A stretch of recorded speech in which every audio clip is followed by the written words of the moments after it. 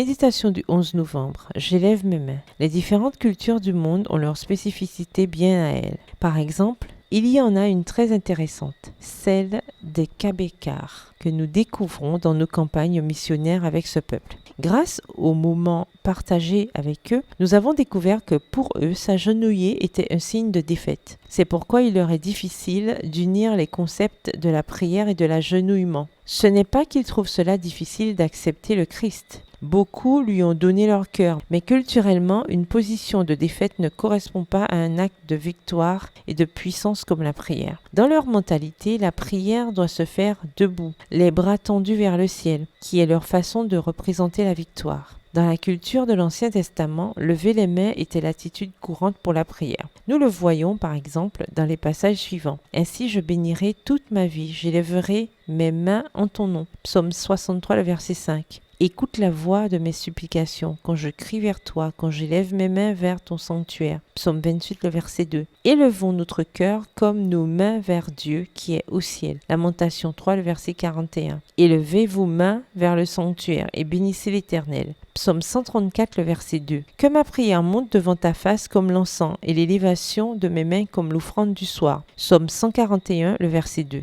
Nous ne pouvons nier le fait que les coutumes culturelles qui nous entourent ont généralement peu à voir avec la culture biblique. C'est à nous de nous tourner chaque jour vers le livre des livres pour nous imprégner de ses principes et de ses valeurs et d'essayer de les mettre en pratique dans nos vies d'une manière qui ait un sens aujourd'hui. Il ne s'agit pas de lutter contre la culture qui nous entoure, mais d'y apporter une lumière, une saveur différente qui découle de l'expérience personnelle des vérités de l'Évangile. Il s'agit d'apporter notre contribution par le dialogue, par notre exemple et par notre défense des Écritures, en partageant avec ceux qui nous entourent ce livre qui les aidera à grandir, comme il nous a aidés nous-mêmes. Pour le reste, notre part est d'aimer sans juger. Chacun a son processus de conversion qui prend du temps et avance à son propre rythme. Aujourd'hui, que nous soyons à genoux ou debout, les bras tendus vers le ciel, prions avec foi le Seigneur avant de quitter la maison. Verset du jour. Ainsi je te bénirai toute ma vie, j'élèverai mes mains en ton nom. Psaume 63, le verset 5. Bonne journée, que l'Éternel vous bénisse.